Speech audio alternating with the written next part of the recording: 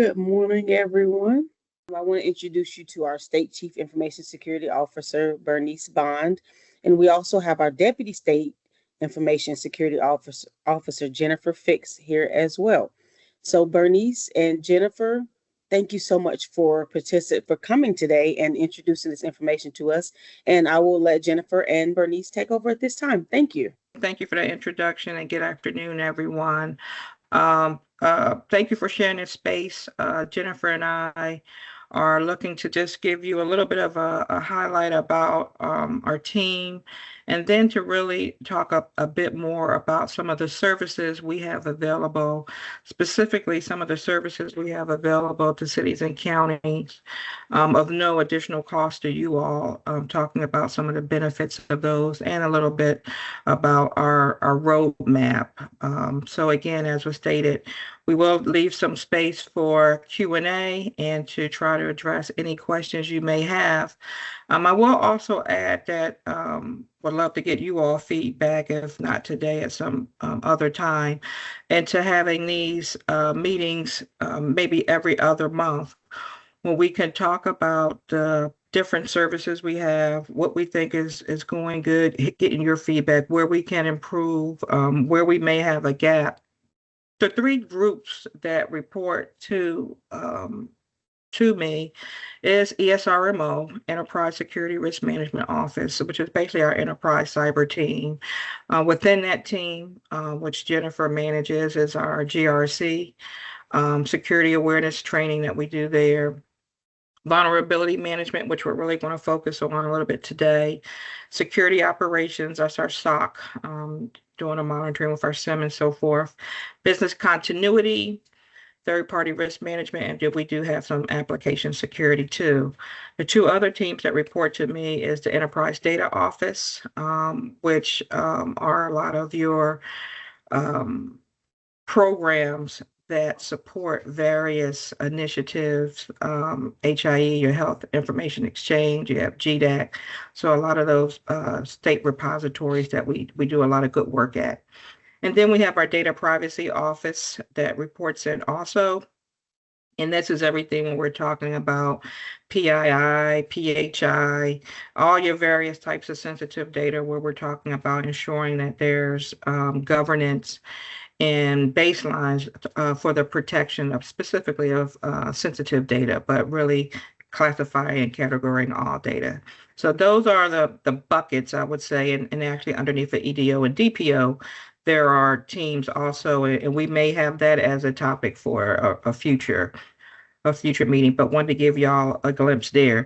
And I will say too, Jen and I will tag team on some of these slides, so I'm just not talking the whole time. So Jen, I'll let you take the next slide where we're talking a little bit about our customers. So Jen, over to you, and then about our value. Sounds good. Thanks, Bernice. Can you hear me okay? Mm-hmm. Yeah, okay, great.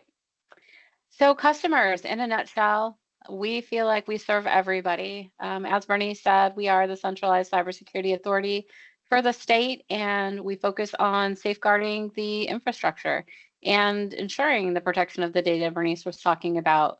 And a big piece of that is making sure that we can provide all of the services that protect the agencies. Those are some of the things Bernice mentioned on the previous slide. So from a state agency perspective, what our team does is we provide that cybersecurity leadership. We assist with incident response. If there is an issue that comes up, our team is on the line helping to troubleshoot and resolve those types of scenarios. Vulnerability management is also a big component. We are working hard to make sure that we're identifying assets, scanning assets, and alerting organizations when we find assets that have critical vulnerabilities or vulnerabilities that we know have been exploited.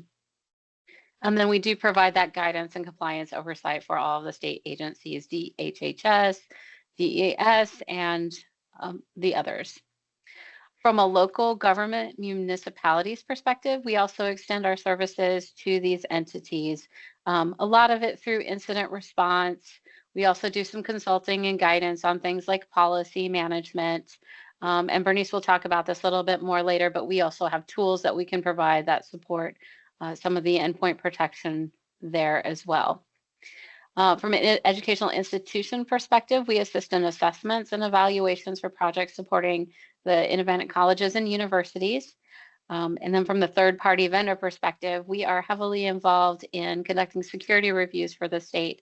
Bernice mentioned application security. That's a big piece of it too. Working with the vendors to ensure the compliance with our standards and the protection and security of our data. And then from an internal perspective, we consider ourselves partners to all of the other internal agencies, DIT itself, and we provide consultation, guidance, and cybersecurity expertise where needed.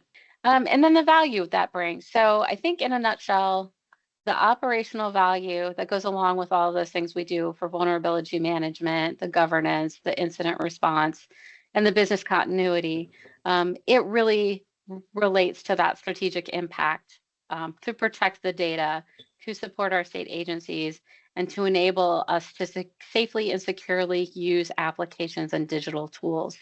And to do that at the impact we do on such a broad level brings cost efficiency.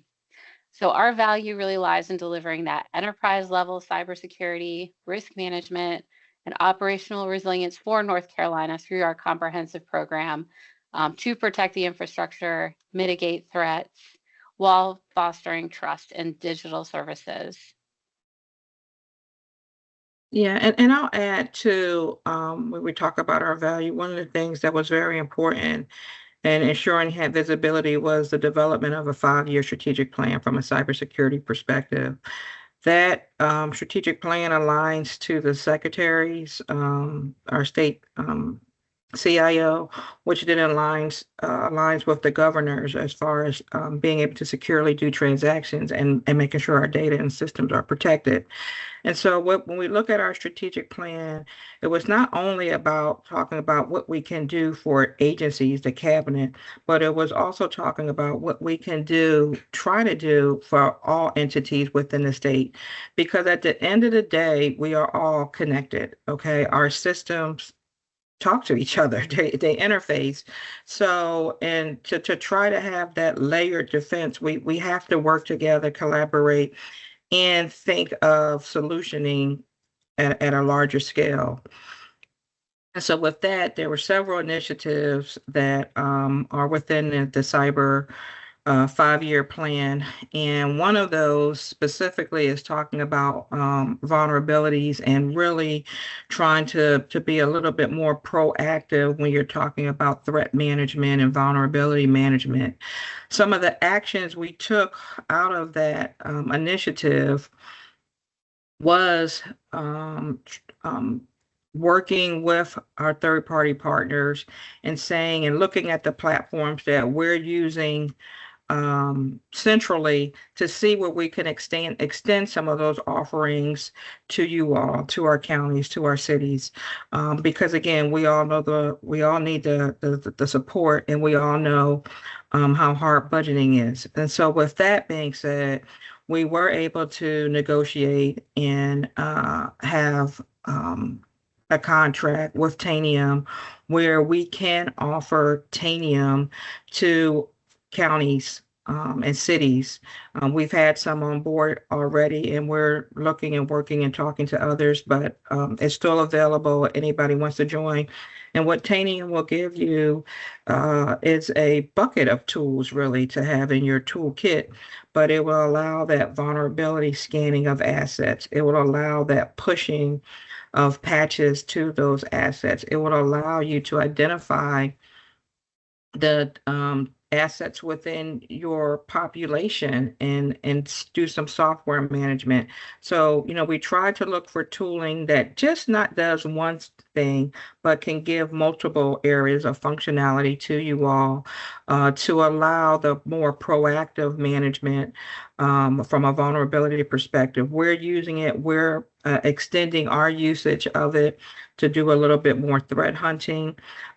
We are definitely looking to have a little bit more reporting come out of it so people are aware of where they at from a vulnerability perspective. So again, Tanium is available. We'll talk a little bit about how to get more information about that and who to contact.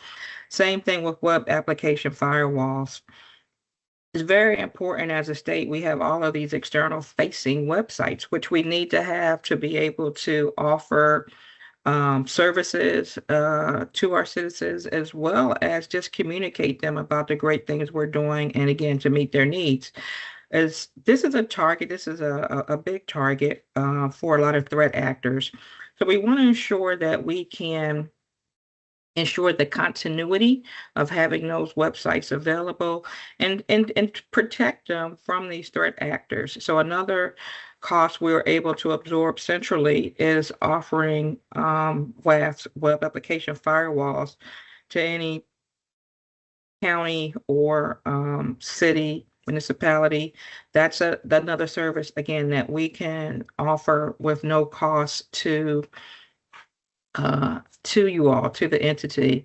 And so again, our hope is that to make these available for you all to sign up for them, because this will lead to a reduced detection time and seeing vulnerabilities. We know we cannot block everything, but if our mean time to detect is reduced, we can then reduce the impact of any type of threat actor. So again, it's very important for us to try to stay as proactive and preventive, but when we can't, we want to have our detection time as low as possible. And just to give you guys an idea of what we see, I'm looking at our platform that we use for SIM. We see over 10 billion, and yes, that is billion, 10 billion blocked events per month. And again, that's on average. A lot of months we're 11, 12, 13 billion that we're just seeing that's blocked from where we have the visibility and where we're blocking and defending that network. And so that gives us an idea of just the fact of what other targets may be coming out. So again, it's very important that we try to have tools available and to where we can absorb the cost, because it shouldn't be an option between giving up one thing to get something else. We want everybody to have what is required for all of us to work together here. The next slide here just talks a little bit more, the next couple of slides, one will talk a little bit more about Tanium and the other one talks a little bit more about the WAF. But again, as you all can see here, and I'm not going to read it all to you, but it's a lot of different modules within Tanium that are available. We have some agencies and some entities that take the whole package. Some of them may have a reduced scale of the modules, but the important thing is it provides the visibility, and it provides the opportunity to automate a number of things that may be happening manually or dispersed amongst several tools. The other important thing I want to say here too, this does not provide any data exposure or data access to ESRMO. Your data is your data, your assets are your assets, and you are still managing them. It's just how the tool is delivered to you. You think about the way you may have some other cloud service providers where you're doing a service on their platform, but you are still maintaining and things of that nature. So there's a lot of opportunities around configuration. But again, these are just some highlights of what that tooling has to offer. So Jen, I'm going to give it to you to talk a little bit about WAF. Sure. Thanks, Bernice. Mm-hmm. So Cloudflare, web application firewall, very good tool to increase the security. It blocks malicious traffic to the applications. We have, as Bernice said, we have procured enough licenses to protect our local entities because we think this is an important area as it is a target. And the more that we can put behind a WAF, the more decreased risk we have from that perspective. So what that web application firewall does is it blocks the malicious traffic.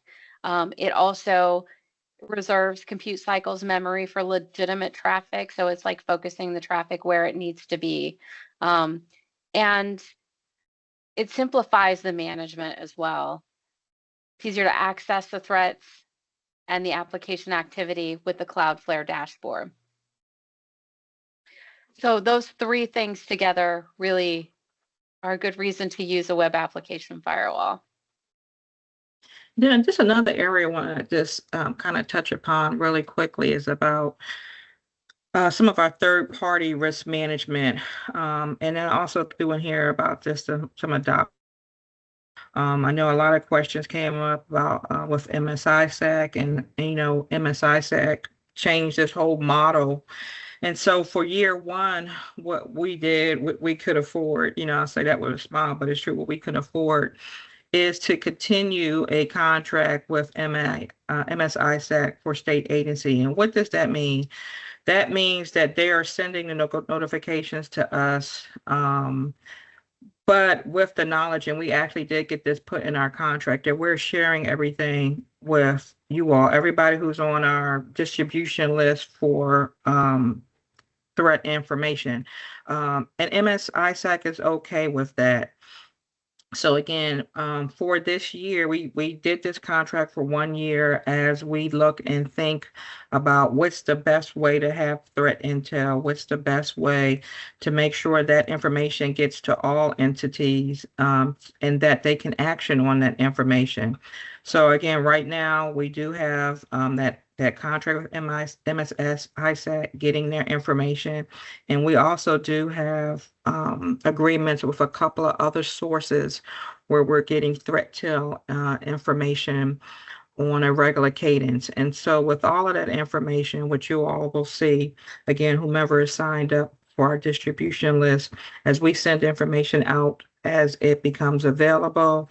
And as we mature this process, we will try to narrow down actionable items, what's more applicable to the different people in our audiences. But for right now, we're making sure that you're getting what you need. GovRamp, actually, I'll let Jen talk about GovRamp. She's leading that project too. But overall, I'll just say it's very important to us to ensure that the vendors that we choose to partner with have the same or a better cyber hygiene than we do. And so we have to ensure that baseline. At the same token, we want to be efficient as we can with assessing our vendors. We do it one time and we are able to share that information amongst the state, that will help each city, each county, each agency from doing the same darn assessment because we're using the same vendor. So we're trying to be smarter about it, at the same time have tools that will allow vendors at different sizes to be able to afford to have this guidance, to have this adoption of good cyber practices, and make sure that they're able to secure either the information that we're sharing with them or the access we're giving them to our system. So Jen, if you can give a little bit of update about GovRamp as well as with BitSite, that would be great. Sure. Thanks, Bernice. Yeah, you laid it out well for me to start. So if any of you are familiar with the term FedRAMP at a federal level, GovRamp is a similar program at the state level. But as Bernice said, it is in essence a more flexible program, lower cost. It tailors also to small entities as well. But it's a really good way to engage with an organization that will help identify security posture for vendors and suppliers. That comes in handy too, again, with small businesses that may not have like all that deep expertise in governance or cyber security and compliance. GovRamp will walk with those partners to help them get to a baseline security, enabling them to work securely with the state and help us protect our data. So from that perspective, it's a fantastic program. It's a fantastic organization that runs it. As part of our program for SecureNC in North Carolina, we will be announcing GovRamp soon and having some lunch and learns and opportunities for vendors to come in and hear what the program means, what it means for them as a vendor working with the state, as well as what that on-ramp program looks like, which is essentially over the next year identifying those vendor partners that need to be engaged in this program and getting them to the security posture they need to be. BitSite's a similar tool. It does third-party risk management monitoring, and it has insight into certain suppliers and vendors, and gives you sort of like, it's kind of like a credit score. It's a risk score of the organization, how well they do in certain areas, if there's a history of things like breaches or cyber incidents, and helps give you an upfront quick assessment of an organization before you start engaging in activities with them, so that you can do it with some sort of data and have conversations that are meaningful when you're talking about data protection for third parties. Yeah, and I'll just add with the BitSite one, Jen and her team are working with, again, that's just about deploy, but a big piece of it now is reporting, right? To get some customized reports out, and for us to really figure out secure ways of sharing information so that we as a state will be able to say, hey, has an assessment been already done on a particular vendor? And if it is, that folks, the appropriate folks can have visibility. What I say the appropriate, because everyone it's just not going to be open to the public, right? Again, we're figuring out a secure way to have people log in to a particular site if they want to see some information. So again, trying to ease the requirement that we're of being redundant, assessing the same vendor multiple times. Quite frankly, the vendor gets tired of it too. And we'll hear them say, we already sent that information to XYZ agency. Why do you need it? Why can't you guys share it? They're absolutely right, right? And so we're trying to do better with that also. Couple more slides here, and then we'll open it up to questions. I will say here is, and we can actually put the actual URL in the chat, but we are updating our security and risk management site.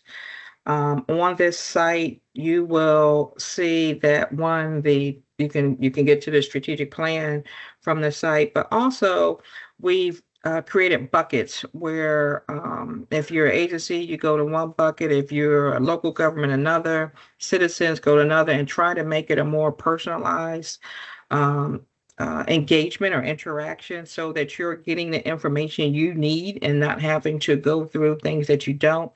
But we also added a bucket for the SecureNC cyber resources, and within that bucket, you can find more information about the services that are being offered today or services that are coming.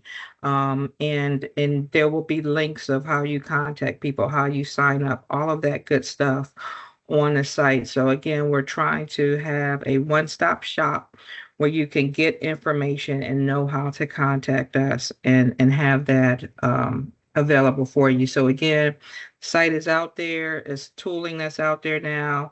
We will have additional templates out there just in case, again, anybody wants to use. Here's different policies that we have, incident response plan, having draft information for tabletop exercises.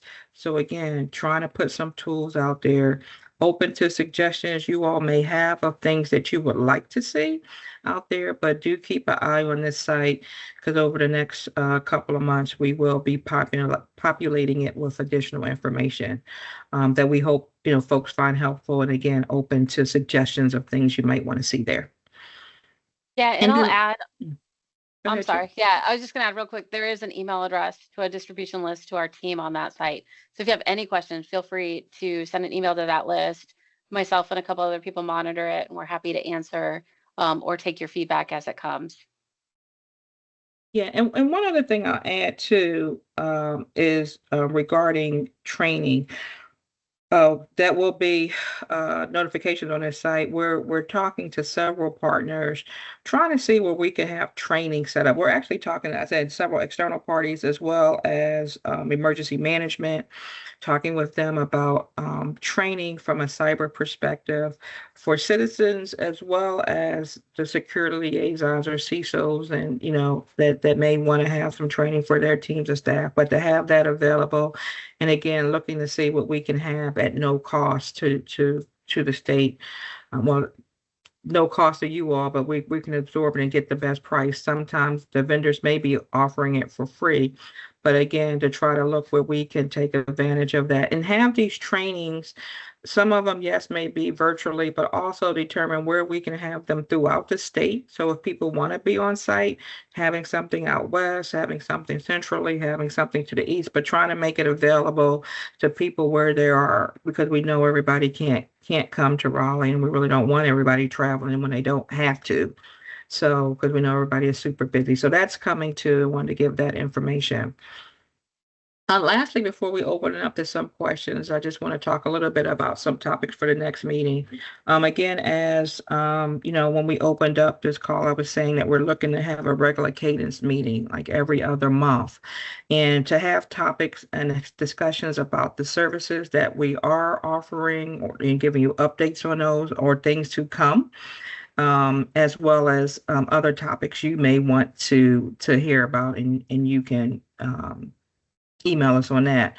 But external vulnerability scanning, that's one thing that will be coming where, we can help to try to do some, air quotes, pen tests. So again, these are things that I know most companies or most entities will have annually, but, as I believe that they should be done more frequently because things change. And so we're even going by that practice where we're looking to have some scanning done a little bit more frequently. It's better to find out proactively and remediate a vulnerability as opposed to having it compromised and then you have to be reactive and in a house is on fire situation. Application security, when we're talking about software quality, security, and testing. Again, having these good cyber or security practices, I would want to say, in the application development lifecycle.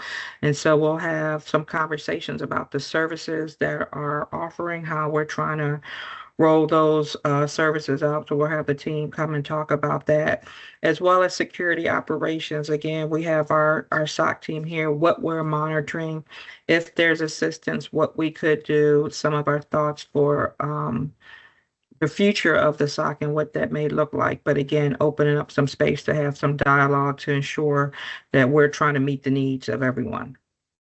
So with that, I'll stop and try to leave some. I wanted to make sure I left space, a good space for conversation, comments, questions you all may have that we can definitely answer for you. Sammy said, where does K-12 fit with this ecosystem? He supports K-12 entities across North Carolina. Mm-hmm. And what I can answer right now, Sammy, is that we working and have a number of conversations with MCNC. Right now, MCNC is the primary partner that supports K through 12. And so again, there's conversations going on right now with their CISO and their CEO to talk about how we can expand offerings to K through 12. So more to come on that. That will definitely be a topic. We have gotten that question before about K through 12. So more to come, but great question. And I may be able to have information sent out before our next meeting about this, but we are meeting about that topic to see how that looks or may look. Yeah, and I think, to add to that, I know we met recently with a conversation with GPI, Sammy and I did. So along the lines of what we talked about there, I think it is engagement with what the other organizations are doing to support you. Bernice mentioned earlier templates, providing templates we have for incident response. We're working with great partners to make sure that we're developing best of practice standards there. That's just one example. And I know you and I talked about phishing and stuff. So definitely more to come. But again, if you guys have specific things you're interested in, definitely give us that feedback. Yeah, great point, Jen, because as far as resources outside of software licenses, you're absolutely right. It's so to be more specific, Sam, it's the software licensing that we have to have a little bit more conversation with before I can sit here and say whether Tanium is or isn't available. Right now, K through 12 is not in scope because of additional conversations that need to be had. And the same thing with WAF. But Thank you everything so else, much. thumbs up. Thank you. Thank you, Sammy, for that question. I'm going to scroll back up because Janet Alexander asked, were we informed about the MS-ISAC contract prior to the deadline to put a contract with them ourselves? Were they informed of it? And I would say, yes, MS-ISAC, one of the things they did was communicated to us that they were sending information to all entities that they either had an existing one with and or giving them the available to start. One of the things that MS-ISAC would not do is give us the information of contacts for who has things. And when I say us, my team, so that we can reach out and try to understand all of the needs and so forth. So that was a communication and that they took ownership to, I'll use that. But at the same time, we did communicate out to our distribution list, what we were doing with those conversations from a state perspective. And we had numerous conversations with them because, and I'll be very transparent, initially we didn't agree with the pricing models that they were offering. And again, we're looking for other solutions, but due to the timing, and that's why we in their flexibility with giving additional options for offer, there was one that we could then agree with so that we wouldn't lose visibility to some of the information they send. And then I see David. David, I think we answered the question you have, again, with the specifically, like I say, with Tanium and Cloudflare, that's not available today for K through 12. With BitSite, and Jen, you can clarify, we can make some of those reports available through BitSites. We are looking at a process where, somebody may say, hey, we're looking at a particular partner. Can you offer a scoring for them? So we are looking to make services like that available. So with BitSite today, we have a lot more flexibility. And actually, too, this is why we're going that GovRamp way, because GovRamp actually will provide some additional dashboards which we can make available to applicable people in the different entities to see the different vendor scores, vendor assessments. But we can definitely help in that area, though. And Bernice and Jennifer, do you all have anything else before we? Yeah, I just two quick things. One, which I forgot, with Tanium, we do have, I do air quotes, we're calling it office hours. So if people wanted to see a demo of that solution, I think they have it twice a week, Jen, twice a week. It's just Tuesday, once. Yeah, there's a once a demo week. on Okay. Wednesday. We do demos Okay. Wednesday afternoon, and then Thursdays there's regular office hours. So if you want to come ask information about the demo or anything you saw, I'm happy to get you on the list. So if you want to shoot an email to that mailbox, we can get you added. But every Wednesday, I think it's 1 to 2. And so that's, thank you for that, Jen. And with Cloudflare, I think we're going to start doing the same. So more information will come. We'll post that when we have that available. I will add to regarding Tanium, and I'll say this because we've gotten feedback about that offering. Some entities, all of us, quite frankly, we're all strapped for time, right? So what is the lift? How long would that take? We do have staffing that are designated to help on board. So depending on the size of an entity, smaller ones, it could take a couple of hours of your team's time in total, and that's only a couple of people. A bigger one, it may take no more than 10 hours because we have like a team of 4 people that are designated to help with this. This is the service we're offering literally now through the end of this fiscal year for that onboarding part of it. And again, the license and everything are being absorbed. And I'll say for Cloudflare and for Tanium, those who take advantage of this, the goal is we will continue to absorb the license costs. I cannot promise that we'll will offer this again, and I'm gonna be very transparent, just because we're all still trying to get a budget, right? But for those who are in these buckets who have signed up for these services, it will continue to be absorbed by my team. But so I just want everybody to know, and we can put communication about that out too.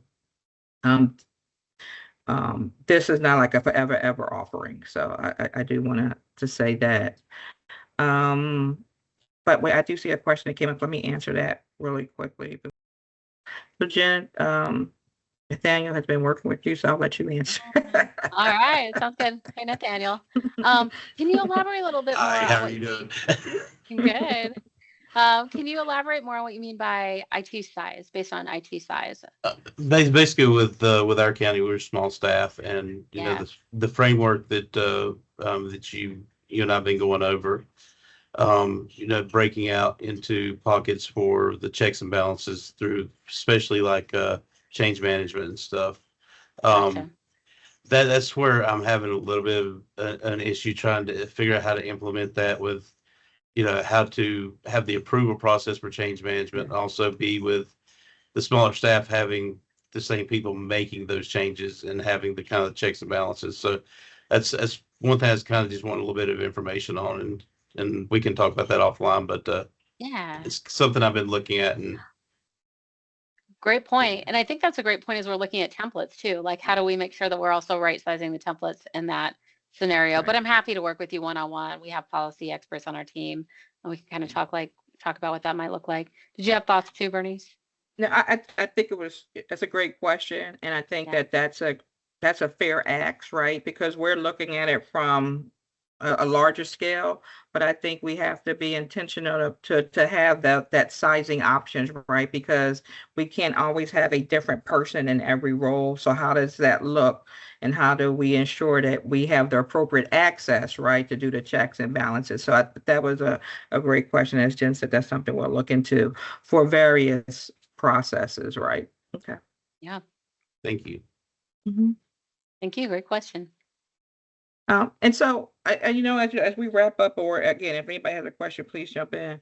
You know, we're here to help. We're here to consult.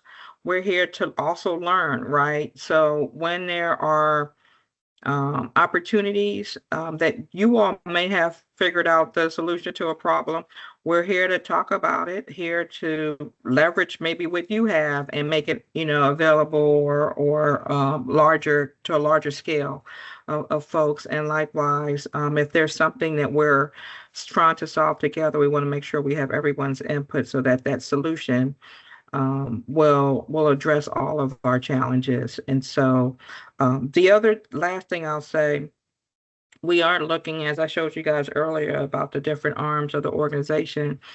Information will be coming out, a lot more information from our privacy officer, just about templates and stuff from a data classification policy, categories we have, best practices. Again, we'll take that feedback too, Nathaniel, about you know, different sizing options.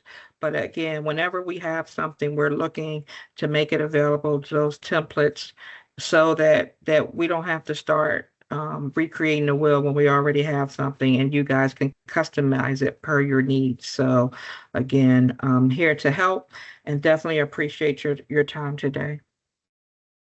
I see one more question from David. Is Tanium still primarily monitored by ESRMO security ops, or does the state agency have access as well? It depends on the agency. If there's some agencies, you know, we monitor for them and then communicate with them and report out to them. But then there's other agencies that do want that interface into their own console or into our console that we're hosting them on. So it's kind of, you can have a hybrid option there. Yeah, we're definitely flexible. Totally agree with Jen. Some people don't have the people to monitor for them. Yeah. And it's just a matter of still an owner on that agency or entity side that will have to okay and approve stuff, you know, if we're providing that service. But we do have the option in a model where we can set up, and some agencies have that again, where they are monitoring, doing their own thing because they have the staffing to do it. But again, this is an opportunity where if you don't have that those resources, this is something that can definitely help and be a little bit more proactive with by setting up rules and, you know, your SLA for how things are to be done. And I'll say too, lastly, and this is an area with all of our tooling, we are testing and looking at the use of AI. So we will share those results with you all too, and any, you know, recommendations we may have. Yeah, and I'll also say too, I think I get the sense sometimes with the tools, people are like worried about us monitoring. And we are not monitoring to be able to, you know, send nasty grams out to people or Big Brother or anything like that. What we're monitoring to do is if we see threats that we know are serious threats that we've heard through our partners or the FBI or CISO or an entity like that, when we monitor those things and if we can tie them to your agency proactively, that is what we're here for. We're here to help you protect that information. It's not a compliance exercise. It's to support you and to bring you value and to help protect you. Thanks. That wasn't the nature of my question. In the past, Okay. I know, like prior to 2022, Tanium had multi-tenancy issues where we could monitor the SRMO. However, it was hard to give that access to an agency because they could potentially see the data from another agency. That I just didn't know if it evolved to the point where access was available to the agency. Yeah, it Great is, question. David. Yeah, and you're right. That was my understanding. Again, I've only been here a little bit under a year, but that was a challenge in the past. But the solution has matured, and we've actually tested it out. So number one, any agency or entity only has visibility to their agency/entity. You cannot see everybody else's. Okay. The only one that can see others is, and at the only summary level is ESRMO, and that's only a couple of people on my team, right? And not only the visibility part where that is definitely segmented, but also the management, because before there was a limited number of privileges or functionality that were given from an administrative point to entities, admins, and that has changed and matured also. Thank you, Bernice. Thank you, Jennifer. And thank you, everyone who attended. We hope this was very helpful and we'll continue these in the future. Thank you.